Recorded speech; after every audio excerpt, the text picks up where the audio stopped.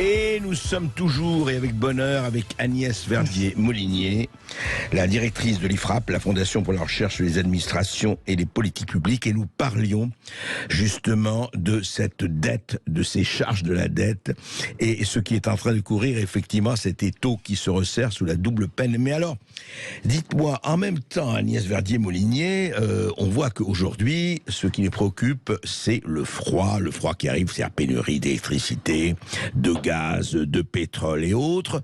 Et alors, vous voyez, effectivement, je sais pas on peut atteindre la sobriété dans la dette, mais apparemment, ce qui préoccupe aujourd'hui le gouvernement, c'est la sobriété devant l'hiver qui vient. Alors on a vu du col roulé aux douches en commun en passant par le lave-vaisselle qu'il ne faut utiliser que vers 3 heures du matin et encore. Et vous dites quand même, vous avez fait une tribune là-dessus, Agnès Verdier-Molinier, vous dites quand même, alors franchement, est-ce que vous n'en mettez pas trop là? Le plan de sobriété accélérerait la récession en 2023. C'est-à-dire que ça va encore aggraver le problème?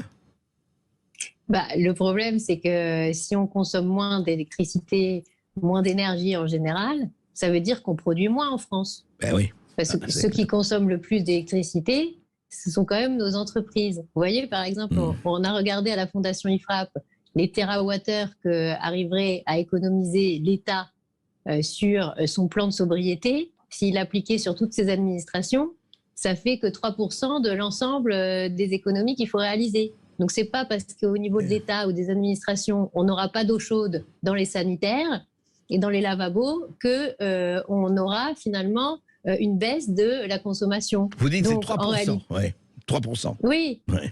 C'est tout petit. Donc, tout petit, ça veut dire quoi? Ça veut dire que quand on met bout à bout tout ce qu'on nous raconte sur les économies d'énergie, la chasse au gaspillage, parce que la ministre a répondu, Mme Pannier-Runacher, à notre travail, à notre étude et au papier que j'avais sorti dans le journal du dimanche, en disant, mais en fait, vous confondez la chasse au gaspillage et finalement un plan de rationnement. Moi, je persiste et je signe, c'est un plan de rationnement. Parce que si on fait 164 TWh de baisse de l'utilisation de l'énergie, on va fermer des chaînes de production encore plus qu'aujourd'hui, on va ralentir l'économie française, et ça a un impact, on l'a chiffré, et on n'est pas allé, André, chercher un chiffrage le plus important possible. On a fait le chiffrage le plus minimaliste possible, c'est-à-dire qu'on fait moins 10 en faisant moins 3% de conso en 2022, sur la fin de l'année 2022, et moins 7 sur l'année 2023. Donc on n'est pas non plus maximaliste. Quand vous dites moins 10, ça veut dire quoi, moins 10 et moins 7? De production Non, moins 10 de consommation. De consommation, c'est ça le plan de sobriété du gouvernement. Ils nous ont dit, on veut faire moins 10 partout.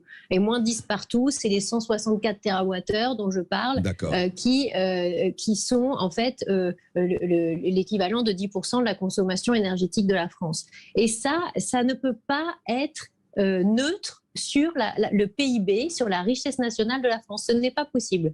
Donc, nous, ce que nous avons demandé au gouvernement... Pardon, Agnès, c'est très intéressant. Comment ça impacte, alors comment concrètement ça impacte effectivement la production, le PIB, les entreprises? C'est assez clair. Si jamais vous avez des entreprises qui sont énergivores, électro-intensives, comme on dit, finalement, qu'est-ce qui va se passer? On va voir qu'on n'est pas aux 10%, qu'on risque d'avoir une coupure ou un blackout sur un secteur. On va appeler les entreprises, on va leur dire maintenant, vous arrêtez tout de suite votre prod.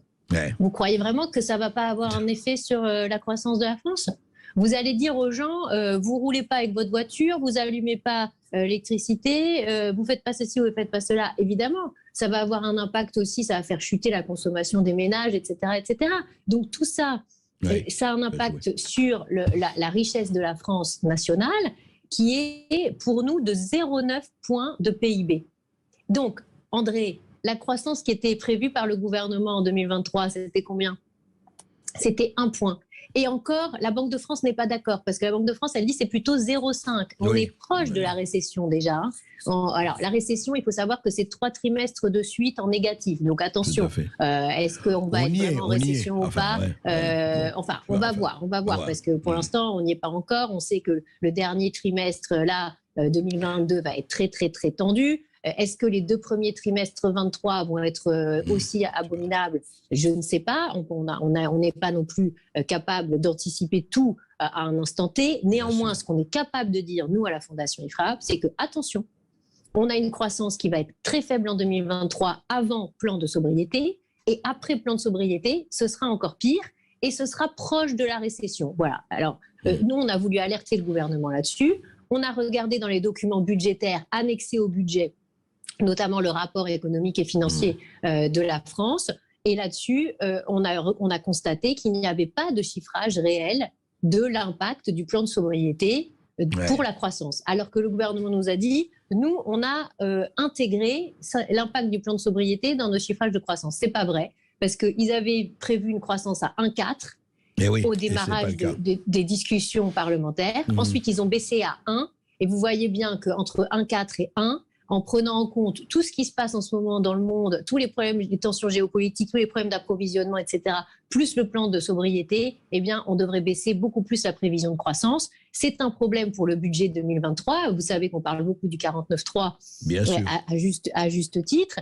Ce budget 2023, je peux vous dire, André, il est déjà caduc. Et il y aura des lois de finances rectificatives. Mais oui, il est caduc. Parce qu'en réalité, tout repose sur des hypothèses qui ne sont pas les bonnes. Qui ne seront pas tenues.